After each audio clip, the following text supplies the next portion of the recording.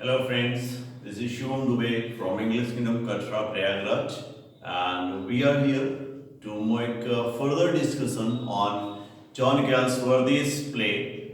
And as I told you in my previous class कि हमारा target होगा कि जॉन गैल्सवर्दी के जो मेजर वर्क्स हैं और स्पेशली जो गैल्सवर्दी के मेजर थीम हैं, मेजर वर्क्स हैं, उनकी पब्लिकेशंस टाइम हैं, साथ ही उनके कैरेक्टर्स हैं, सेटिंग, इन सारी चीज़ों के बारे में हम लोग डिस्कस करते हुए शॉर्ट में उनके थीम को भी डिस्कस करके आगे बढ़ेंगे।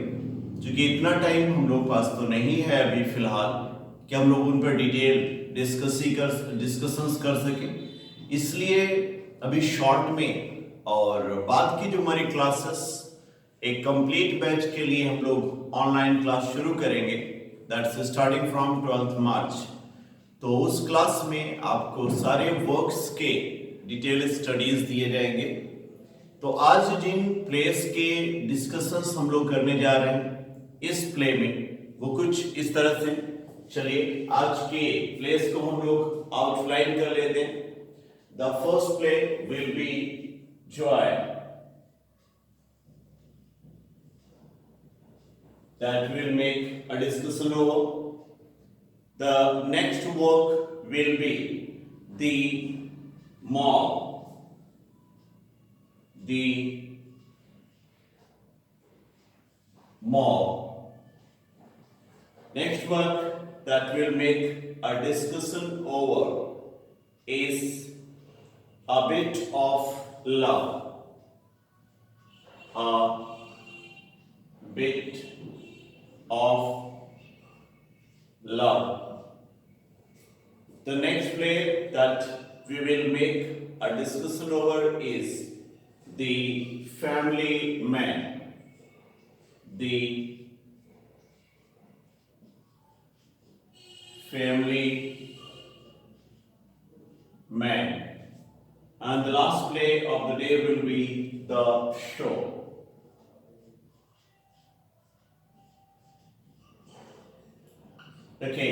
तो ये प्लेस हैं जो हमारे डिस्कशंस का सेंटर है इस क्लास में। और हमारा पहला जो डिस्कशन है that will start with Joy. Joy के अगर सेंट्रल थीम को देखा जाए तो the central theme of this play is specially egoism. And this egoism is related to a family. Actually, John Galsworthy को आप कह सकते हैं कि उन्होंने सोशल और स्पेशली फैमिली पर बेस्ड काफी कुछ राइटिंग किया था। और द जॉय जो है उनका एक और एक्सपेरिमेंट या प्रेजेंटेशन है जिसको आप एक्चुअली उनका फैमिली का एनालिसिस देख सकते हैं। The play was written around 1909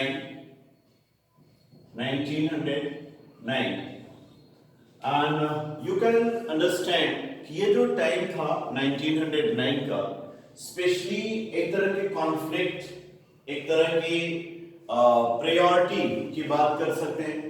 क्योंकि जहां मैन पहले से डोमिनेट कर रहा था, हम विक्टोरियन सोसाइटी से मॉडर्निज्म की ओर आ रहे थे, लेडीज में भी वो डोमिनेंस का नेचर धीरे धीरे करके आ रहा था। तो there is a conflict that we can find, एक हस्बैंड और एक वाइफ, एक मेल और एक फीमेल के बीच में इस बात को लेकर के कॉन्फ्लिक्ट होता है। और सभी का जो ईगो है वो हर्ट होता है सिर्फ इस वजह से कि next person is somehow seen to be sublimed. उसे लगता है शायद उसको उतना इंपॉर्टेंस नहीं दिया जा रहा जितना वो इंपॉर्टेंस का हकदार है। इस प्ले की जो सेंट्रल कैरेक्टर्स हैं जिनके अराउंड ये स्टोरी मूव करती है वो एक्चुअली हैं कर्नल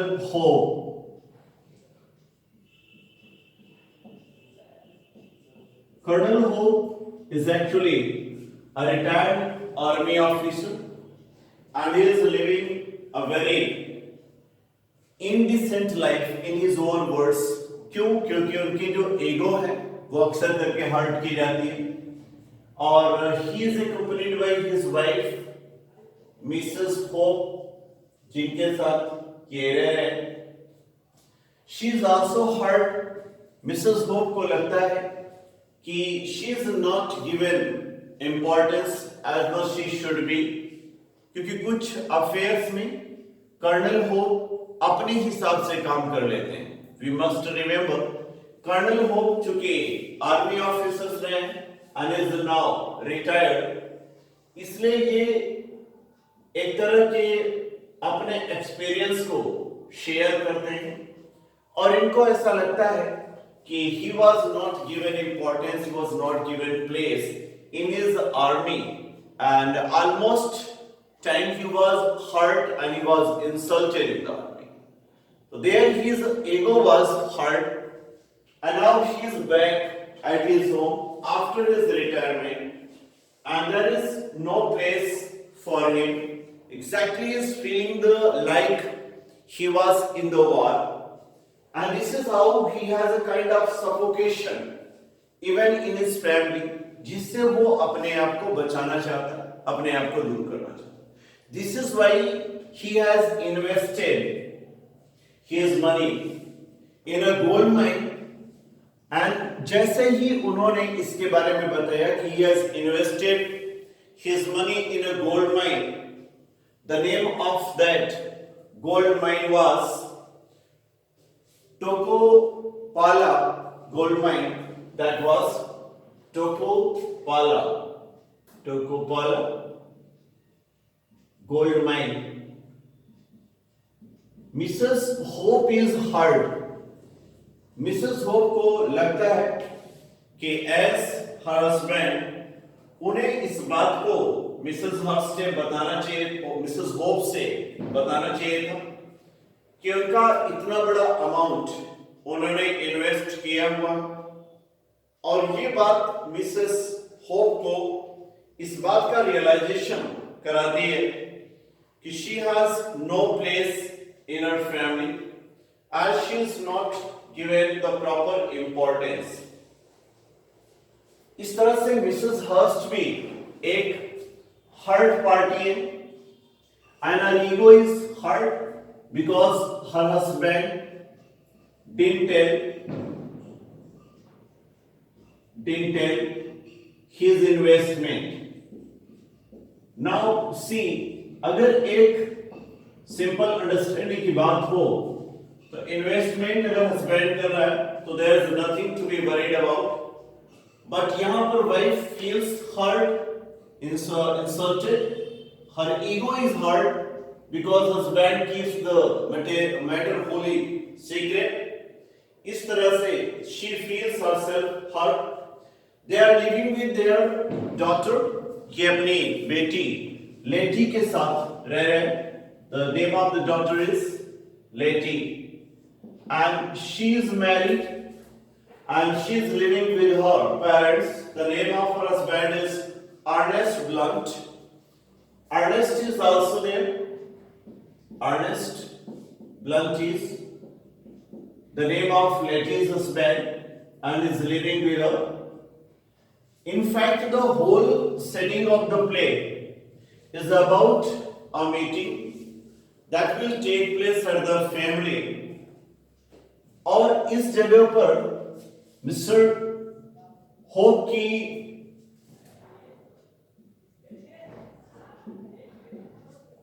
नीस जो इसमें मिसेस क्वीन के नाम से हैं, she is coming with her daughter Joy. Mrs queen who is the niece of Colonel Hope is almost a kind of deserted lady. इनके जो भी लवर थे, he deserted her, deserted lady, and she is trying to find out a new suitor for her. और इस तलाश में ये यहाँ पर आ गई है कर्नल होप के घर पे. She is now 36 year old around, and she has a daughter named Joy. She is 17 year old. Joy is 17 year old. जब ये लोग इस थीम के सेंट्रल में रहने वाले सेंट्रल कैरेक्टर कर्नल होप के घर पे पहुंचते हैं, तो they have the expectations to meet Dick Martin and Morris Levo. Dick Martin is 20 year old. They are the same place. Dick Martin is 20 year old, and the two starts loving each other. Joy and Martin love each other. यहाँ पर honourable Morris लेवर आते हैं, who is the guest. Morris Lever come to the family, and this is a good chance for Mrs. Wayne to go back to Morris and seems कि वो इनके साथ शादी करेंगे. इनफैक्ट इस प्ले को जैसा मैंने आपसे बताया, अगर आप यहां पर मिसेस ग्विन को देखते हैं, she is hurt, her ego is hurt. अगर आप मिस्टर होप को देखते हैं, he is hurt, his ego is hurt. दूसरी ओर मिसेस होप है, her ego is hurt. So only one person that shows a streak of joy, streak of happiness, a ray of happiness and hope is the character Joy. She is young and she has a love with Dick, which paints the whole theme of this play, presenting a little bit hope of, I think, again the dominance of lady. Joy से एक बात और भी clear होती है, यहाँ पर ladies को, चाहे वो मिसेस वेन थी या फिर मिसेस होप थी, they had been struggling to get their importance in the family, but Joy के साथ ऐसा देखने को नहीं मिलता. She is completely given respect and she lives happily with Miss Beach and her maid Rose. यहाँ पर मिस बीच जो है वो इस फैमिली, होप फैमिली की मेड है, पुरानी मेड है. She is living with them, and there is a parlor, and her name is Rose. She is also there today already. In fact, जैसा इस प्ले को मैंने आपको नरेट किया, तो प्ले में जो थीम है वो तो साथ में चल ही रहा है, साथ में एक और भी सिस्टम को दिखाया गया है कि अचानक से फैमिली में इतने ज्यादा गेस्ट आ जाने की वजह से कर्नल होप को हैड टू एडजस्ट, किसी तरह से सारे गेस्ट को एक साथ रहना है, एक साथ फैमिली में एडजस्ट करना है, और इसलिए एकोमोडेशंस को भी लेकर के प्रॉब्लम होती है, थोड़ी सी व्यवस्थाओं को भी करने में प्रॉब्लम होती है, थोड़ी सी लव मेकिंग सीन्स भी रखे हैं, और थोड़ा सा फैमिली का र्यूमर्स और रेपुटेशन, ईगो एक साथ कंबाइन करके जॉय में गैल्सवर्दी ने हमें प्रेजेंट किया. It's another study of family reputation और family discussions. Now we move towards the next play, and that is The Mob. The Mob से आप यह समझ सकते हैं कि definitely John Galsworthy tries to give us the analysis of mob, and mob के बारे में जैसा हम लोग समझते हैं कि it had no psychology, mob का कोई कास्ट नहीं होता, कोई थीम नहीं होता, कोई आइडियल नहीं होता है. mob is a gathering of mad people, ऐसा माना जाता है. That is what Galsworthy has tried to show in the play of his 1914. The time 1914 इसके लिए रिस्पॉन्सिबल माना जा सकता है. किस तरह का प्ले क्यों लिखा जॉन गैल्सवर्दी ने? 1914 में as we see world war first broke out, शुरू हुआ था एंड हाफ वे ऑलमोस्ट लोग थे जिनको वार पसंद था। और इस टाइम में ये जो भी कोई ऐसा हो जो वार को अपोज करता हुआ मिल जाए, उसके लिए तो वहां पर सरवाइव करना भी मुश्किल हो जाता है। यही सरवाइव करना मुश्किल हो जाना आइडियलिस्टिक स्टीफन मोर के लाइफ के साथ दिखाया गया है। Actually the whole play is divided into 4 acts. इसे 4 एक्ट्स में डिवाइड किया गया और सारे एक्ट्स की जो सेटिंग है अराउंड द सेम प्लेस जो स्टीफन मोर के घर के आसपास होता है। एक सीन जो होती है वो थोड़ी सी बदलती हुई लगती है, बट ज्यादातर जो सेटिंग्स हैं वो सेम प्लेस सेम जगह पर होता है। एक्ट वाइज अगर हम देखें तो एक्ट फर्स्ट जो होता है वो मॉर्निंग के सीन को देता है और इसकी जो प्लेसिंग होती है वो डाइनिंग टेबल होती है। डाइनिंग टेबल के पास डिस्कशन का जो दौर चल रहा है उसको शो करता हुआ हमारा पहला ये एक्ट होता है।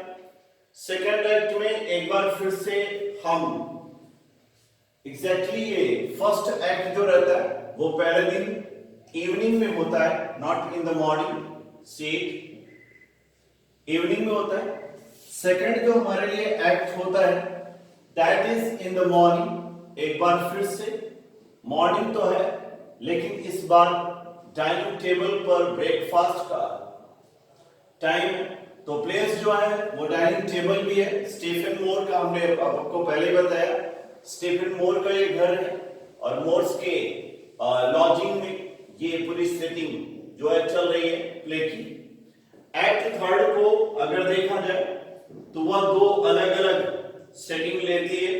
एक तो थिएटर का सेटिंग होता है एक्ट थर्ड में। अगर आप जानते हैं तो एक्ट थर्ड में पहली जो सेटिंग होती है वो थिएटर की होती है और दूसरी जो सेटिंग होती है वो कैथरीन के बेडरूम की सेटिंग हुआ करती है, जहां पर हम कैरेक्टर्स को आपस में डिस्कस करते हुए देखते हैं। यह भी अगली मॉर्निंग के सीन को दिखाता है। एक्ट थर्ड में भी हम लोग मॉर्निंग के ही सीन को देखते हैं और जो आखिरी एक्ट होता है एक्ट फोर्थ, उसे हम लोग आफ्टरनून में देखते हैं। द सेम प्लेस एक्ट 4 जो होता है वो हम लोग आफ्टरनून में देखते हैं और ये आफ्टरनून में आया हुआ जो सीन होता है वो एक बार फिर से डाइनिंग टेबल के पास होता है। यू मे सी ये लंच टाइम रहा होगा डाइनिंग टेबल। इस तरह से 4 अलग अलग जो एक्ट्स हैं वो अलग अलग टाइमिंग पर टेक प्लेस करते हैं। और जैसे मैंने बताया कि इसका जो सेंट्रल कैरेक्टर है स्टीफन मोर है। स्टीफन मोर का एक आइडियलिस्टिक स्ट्रगल दिखाया गया है। स्टीफन मोर का एक आइडियलिस्टिक स्ट्रगल दिखाया गया और यह भी दिखाया गया कि जो आइडियलिस्टिक स्ट्रगल होता है उसका एक टाइमिंग होता है। जैसे मैंने बताया कि इस प्ले के बैकग्राउंड में वर्ल्ड वॉर फर्स्ट है और वर्ल्ड वॉर फर्स्ट के समय में हाउस ऑफ कॉमन्स जो है ब्रिटेन में वो एक्चुअली वार के प्रिपरेशन में, हाउस ऑफ कॉमन्स जो वार के प्रिपरेशन में है, वहां पर स्टीफन जो है अपोज करते हैं वार के बारे में और खासकर से उनका जो परसेप्शन है वो इस बात को लेकर के है कि वार की वजह से जो कॉमन पीपल हैं उन्हें काफी ट्रबल होना है, काफी परेशानियों का सामना करना पड़ेगा। लेकिन चूंकि यह वार का टाइम था, वर्ल्ड वॉर फर्स्ट का टाइम था, एंथुसियास्टिक टाइम चल रहे थे, पैट्रियोटिक टाइम चल रहे थे, इसलिए इस समय में स्टीफन मोर का जो ये आइडियल आया वो उनके लिए ट्रबल क्रिएट किया। Stephen More is a married man and wants to be wants to make his career in politics, and Catherine is his wife. Catherine is his wife. Stephen More का ये जो statement आया was especially a conflict जो इस play में हमें सामने देखने को मिलता है। मेंबर ऑफ पार्लियामेंट होने के बावजूद स्टीफन मोर को कई ह्यूमिलिएशंस को फेस करना पड़ता है। आगे बढ़ने से पहले कुछ कैरेक्टर्स के इंट्रोडक्शंस देख लीजिए। सर जॉन जूलियन जो कैथरीन के फादर हैं, हर्बर्ट जूलियन कैथरीन के ब्रदर हैं, हेलेन जूलियन हर्बर्ट जूलियन की वाइफ हैं, एडवर्ड मेंडिव दी पार्थेनन नाम का एक एडिटोरियल उसके एडिटर हैं, एलन स्टील ये स्टीफन मोर्स के सेक्रेटरी, जेम्स होम ये आर्किटेक्ट का रोल प्ले कर रहे हैं, चार्ल्स शेल्डर यह मोर्स के रिप्रेजेंटेटिव हैं और साथ ही साथ सॉलिसिटर भी, मार्क वेस ये एक बुक सेलर का काम कर रहे हैं, विलियम बैनिंग मैन्युफैक्चरर के रोल में, ओलाइव स्टीफन मोर और कैथरीन की छोटी सी डॉटर है, डीन ऑफ स्टॉट कैथरीन के अंकल है, नर्स के रोल में रेफोर्ड है, रेफोर्ड के बेटे का नाम भी रेफोर्ड है। इसके अलावा एक दो छोटे और कैरेक्टर जैसे हेनरी जो है वह फुटमैन है। इसके अलावा डोर कीपर का भी कैरेक्टर करने वाले कैरेक्टर्स यहां पर दिखाए गए हैं। इस तरह से अलग अलग कैरेक्टर्स हैं जो अपने अपने रोल को प्ले कर रहे हैं। जैसे मैंने आपसे बताया कि इसका जो बैकग्राउंड है वो वर्ल्ड वॉर फर्स्ट है। वर्ल्ड वॉर फर्स्ट के टाइम में स्टीफन मोर ने वार को अपोज किया और इसका रिजल्ट यह हुआ कि स्टीफन मोर को हर जगह पर अपोजिशन फेस करना पड़ रहा था। ऐसे में जब पूरा वर्ल्ड, पूरी दुनिया वार के लिए तैयार हो रही थी, स्टीफन मोर का आइडियलिस्टिक जो व्यू है वो उनके लिए एक प्रॉब्लम क्रिएट करता है। स्टीफन मोर को इसी आइडियलिस्टिक व्यू की वजह से अपनी डेथ को भी फेस करना पड़ता है। एक बड़ा सटायर किया गया इस प्ले में। स्टीफन मोर को एक समय जब वह अपनी मॉब को ही एड्रेस कर रहे थे तो उसी मॉब के इंफ्यूरिएटेड एक्शन ने, एंग्री एक्शन ने फाइनली स्टीफन मोर के डेथ को अंजाम दिया। He was in fact killed by this mob, जिसके बारे में अभी बात कर रहा था कि इसकी कोई रिलीजन नहीं होती, इसकी कोई कास्ट नहीं होती है, इसका कोई आइडियल नहीं होता है। तो finally they kill Stephen. Play की एक सटायरिक एंडिंग जॉन गैल्सवर्दी ने दिखाया हुआ है। जैसे मैंने बताया, स्टीफन मोर जिनको वार के समय अपोज किया जा रहा था, उनकी डेथ के बाद उनकी एक स्टैच्यू बनाई जाती है और स्टैच्यू के साथ यह भी एक बात एड्रेस करता हुआ लिख दिया जाता है, फेथफुल टू हिज आइडियल। इस तरह से faithful to his ideal Stephen More के स्टैच्यू के साथ लगा दिया जाता। That is how the politics plays role.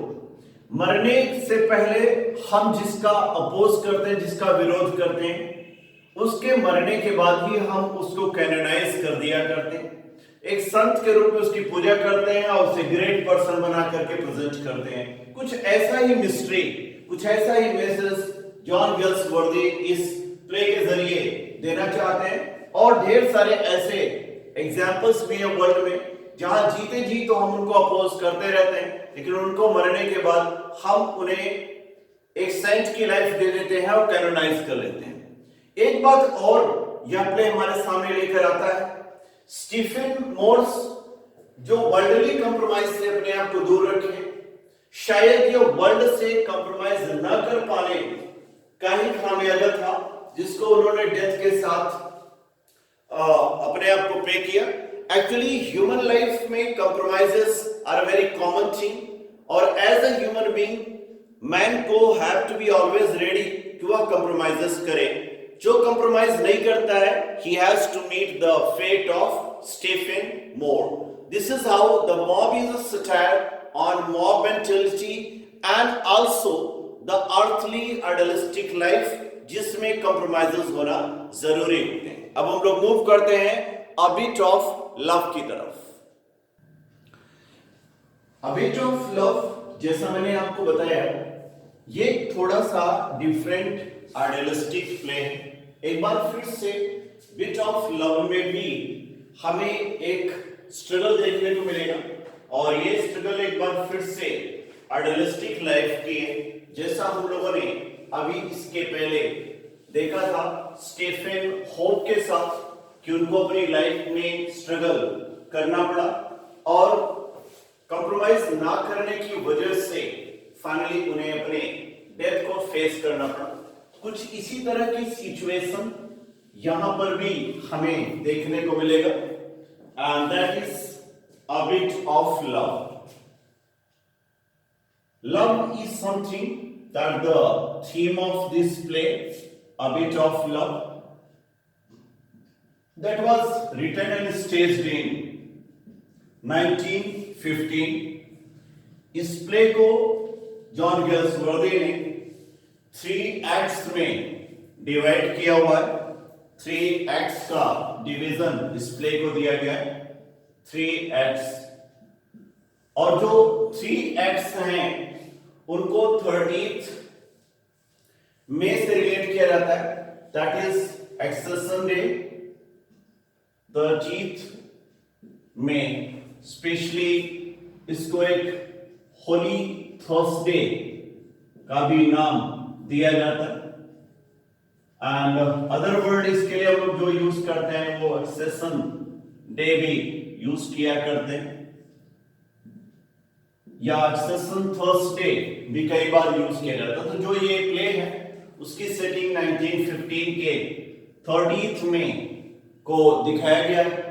Actually जो सेटिंग है उसमें एक्ट वाइज अगर डिवीजन देखा जाए तो एक्ट जो फर्स्ट होता है उसकी सेटिंग मॉर्निंग में है जो एक चर्च के पास सेट होता है और इस चर्च को हम बोर्डा कॉम्स में देखते हैं। Burlacombe's is the name of the place जहां पर हम चर्च के अराउंड इसकी पूरी सेटिंग देखते हैं। सेकंड एक्ट जो होता है इस प्ले का उसे हम लोग इवनिंग में देखते हैं और ये इवनिंग की जो सेटिंग होती है वह एक इन में होती है।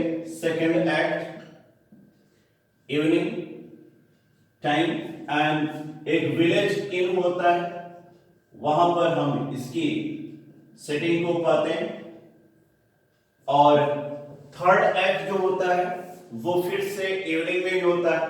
थर्ड एक्ट जो होता है वो इवनिंग में ही होता है लेकिन इस बार यह बोर्डा कॉम्स के बार्न में होता है।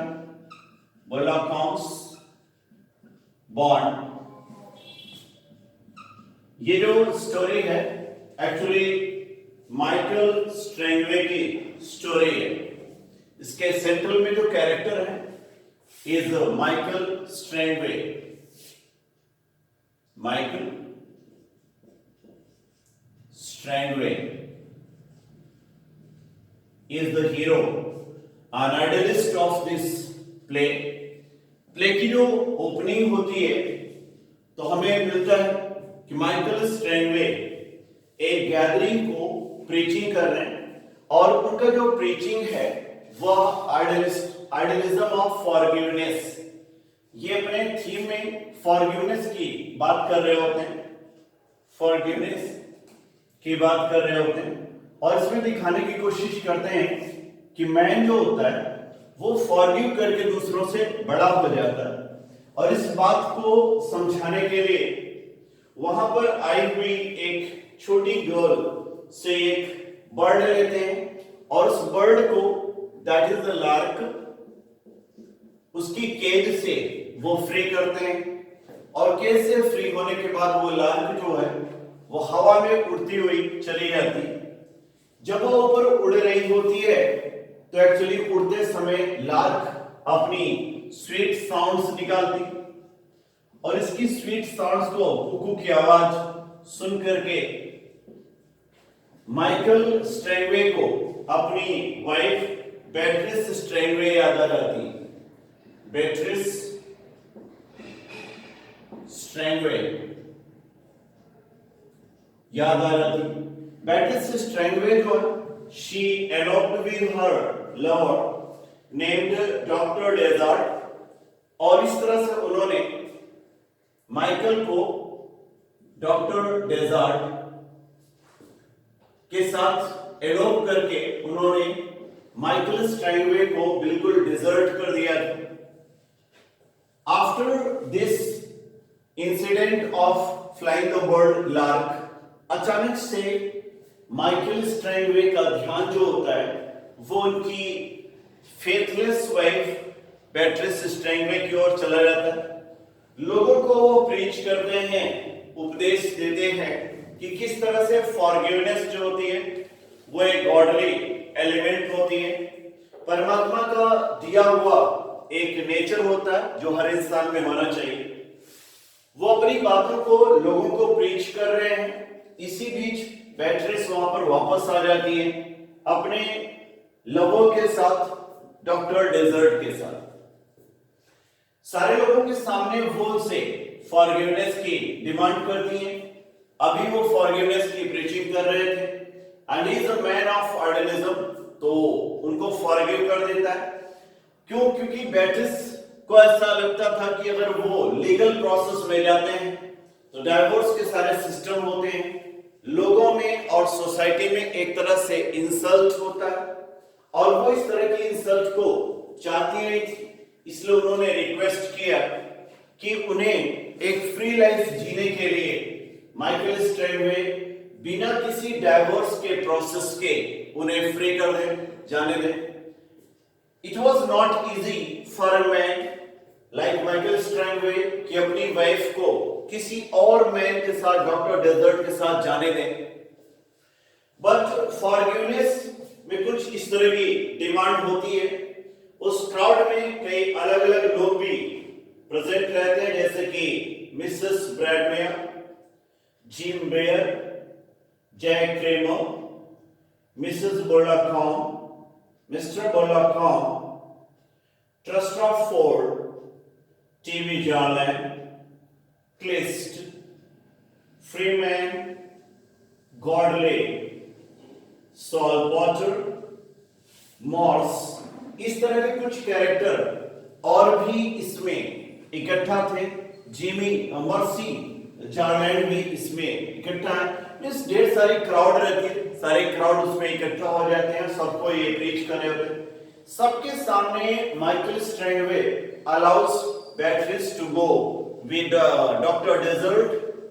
नो डाउट बहुत ही इनर पेन को माइकल स्ट्रैनवे ने फील किया, but finally he is a bit consoled कि उन्होंने वो चीज फॉलो किया जिस आइडिया को वो सिखा रहे थे लोगों को, उसको जीने की कोशिश की। इसी बीच उन्हें एक न्यूज मिलता है कि विलेज के एक पर्सन की वाइफ का डेथ हो गया है and his name is Jack Kramer and now he needs to go and console that man, Jack Kramer. Now Jack Kramer needs consolation, इसलिए माइकल स्ट्रैनवे जैक क्रेमर को console करने के लिए उसके पास जाता है। नो डाउट अपनी एक फिलॉसफी, अपनी एक प्रीचिंग देते हुए उसको ये बताने की कोशिश करता है कि ह्यूमन लाइफ अनस्टेबल लाइफ है जिसमें कोई कभी भी डिपार्ट हो सकता है। This is why man shouldn't be born with one man's love, he should be free. And अगर कोई दुनिया छोड़ के जाता है तो उसके लिए इतना गम नहीं करना चाहिए। ये बातें उसकी जैक क्रेमर को काफी अच्छी लगी in that situation and he becomes a console man but जो लोगों की, एक बार फिर से देखिएगा, मॉब के लोग और अ बिट ऑफ लव के लोग अलग नहीं होते। मॉब के लोगों ने भी स्टीफन मोर्स को पनिश किया था, और यहां एक बार फिर से बिट ऑफ लव के जो लोग हैं माइकल को इनडायरेक्टली पनिश कर रहे हैं, इन दैट सेंस कि माइकल किस तरह का मैन है, उसके सामने उसकी बीवी को कोई और आदमी लेके चला जाता एंड ही इज देयर। तो ऐसे में सोचा जाता है कि the man is coward. Michael के बारे में ऐसा सोचना कि वो कावर्ड है, लाइक दैट, माइकल को ये बात हर्ट करने लगी। Now he wants to go away from the place, but where will he go? Should he leave his place? लेकिन दूसरे प्लेस पर जाने के बाद भी तो ये thoughts must be haunting him. So why not go and suicide? This is the element that shouldn't come in the mind of a clergyman. That shouldn't come in the mind of a philosophic man. But it comes, और क्यों आता है? क्योंकि कुछ पल के लिए Michael Strangway forgets God and he decides to commit suicide. Now we move towards the last scene of the last act of the play, and we see कि यह बड़ा कॉम की बाढ़, खलिहान का, खेत का, फील्ड का सीन होता है। शाम की, रात की वक्त होती है, evening, the moon is shining, और वहां पर वो जाकर के अपने आप को रस्सी को टांग करके wants to hang himself in fact, but when he was in the act of hanging himself, उसी समय उसको बचाने के लिए वहां पर दो पर्सन आ जाते हैं। One is TV Jalan, and the next is Jack Kramer. ये दोनों पर्सन आते हैं and they teach something to Michael. Specially Jack को वो सारी बातें याद है जो बातें माइकल ने उसको बताई थी कि मैन को हमेशा सैक्रिफाइस के लिए तैयार रहना चाहिए, फॉरगिवनेस के लिए तैयार रहना चाहिए, और इंसान तो ब्लेम लगाते रहते हैं, गॉड पर भी ब्लेम लगाते हैं, इसलिए इंसानों की बातों को बहुत बुरा नहीं मानना चाहिए। दूसरी ओर टीवी उनको यह बताती है कि there is more loving life in nature than in human society, तो why should not join the loving nature. और इस तरह से माइकल स्ट्रैंगवे का जो लाइफ होता है वह एक बार रिवार्डेड हो जाता है, और इस बार माइकल स्ट्रैंगवे पिछले प्ले में जो स्टीफन मोर्स की तरह पनिशमेंट तो होता है बट उसकी डेथ नहीं होती है, उसका जो आइडियलिज्म फॉरगिवनेस का होता है वो उसके जीते जी जिया जाता है, जबकि स्टीफन मोर्स के जो आइडियलिज्म होते हैं वो उनकी डेथ के बाद, उनकी पनिशमेंट के बाद लोगों के बीच में रखी जाती है। That is the difference between the two place presented by Galsworthy। और अब हम लोग मूव करते हैं नेक्स्ट प्ले के लिए, that is the family man. The family man एक बार फिर से जॉन गैल्सवर्थी की ओर से एक ऐसा प्ले है which tries to study the man dominated psychology।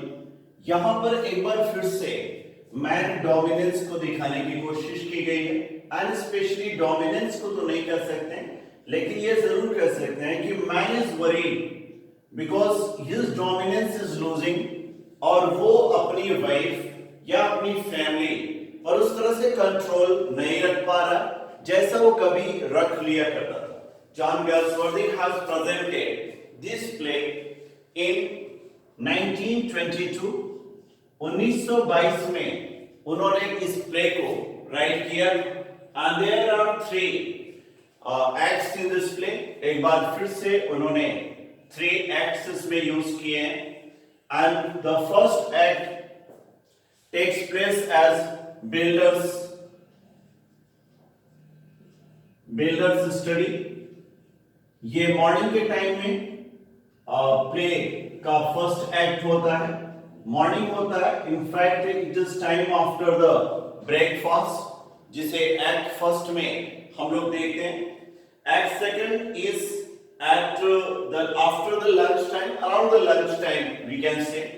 Second act जो होता है लंच टाइम होता है और एक बार फिर से ब्रेकॉन ब्रिज में बिल्डर्स हाउस से ब्रेकॉन ब्रिज बिल्डर्स हाउस में ही इस स्टोरी को, इस एक्ट को भी कैरी ऑन किया जाता है।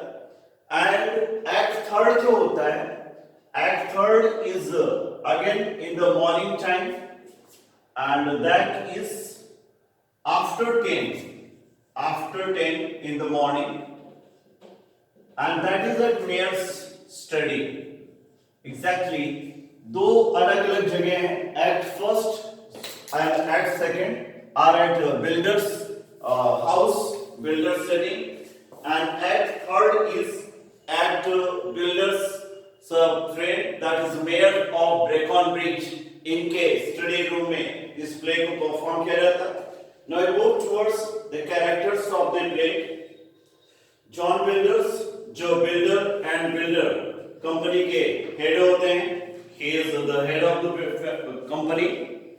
उनकी वाइफ है जूलिया, इनकी डॉटर्स हैं एथेनी एंड मॉड, इनके ब्रदर हैं राल्फ बिल्डर, एक फ्लाइंग मैन के रोल में है गाई हेरिंगम,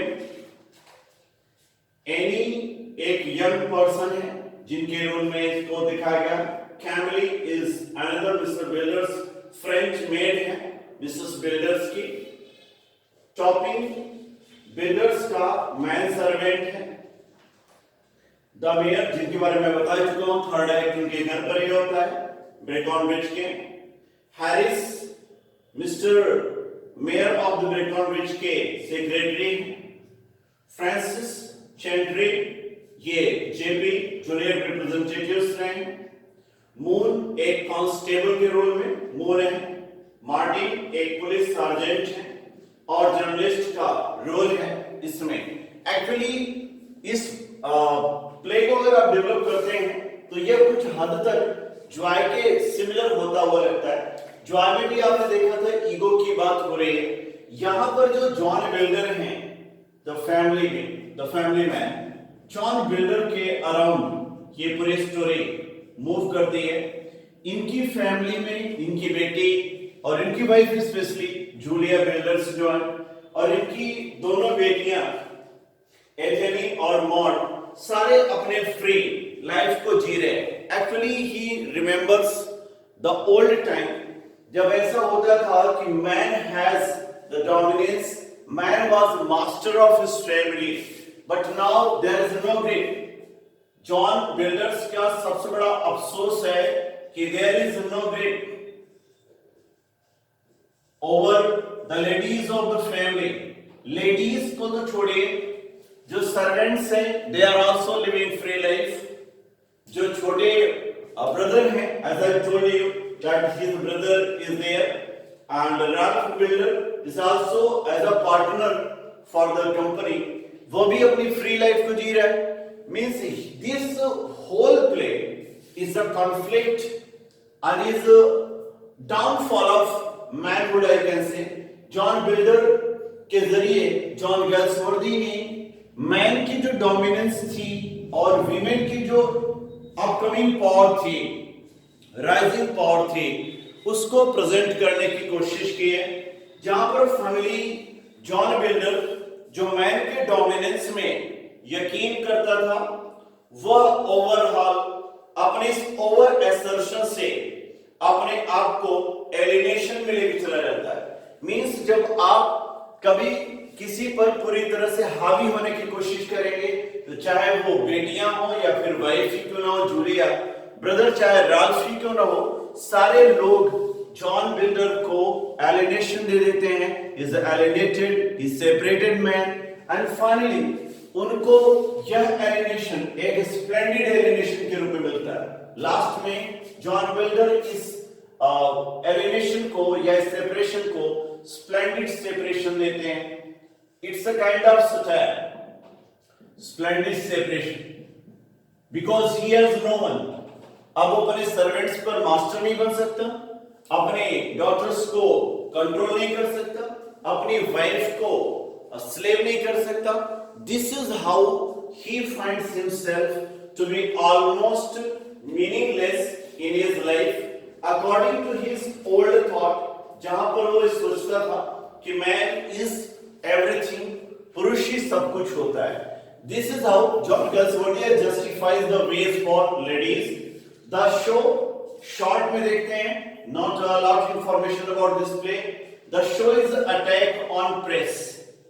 Actually यह एक ऐसा प्ले है जिसको 1925 में जॉन गल्सवर्दी ने राइट किया था, और इस प्ले के जरिए जॉन गल्सवर्दी ने टारगेट किया था प्रेस को. जिस तरह से मीडिया प्राइवेट लाइफ को भी, कोर्ट में चल रहे डाइवोर्स की लाइफ को भी एक पब्लिक लाइफ बना देती है. इवन कोई छोटी सी भी लाइफ होती है उसे इस तरह से हाइपरबोलिक और अपने मटेरियल के साथ सोसाइटी में प्रेजेंट करती है. That is humiliation of human feeling, that is humiliation of human rights, that is humiliation of persons feeling. इस तरह की जो एक अपने आप को बेचने की होड़ जो मीडिया में लगी हुई थी, that was attacked in the play the show. So this is all about today's class, and I hope that this class will be very helpful for you. Thanks a lot for watching us. Keep watching English Kingdom Katra Prayagraj. Contact us for notes and classes. Thank you very much.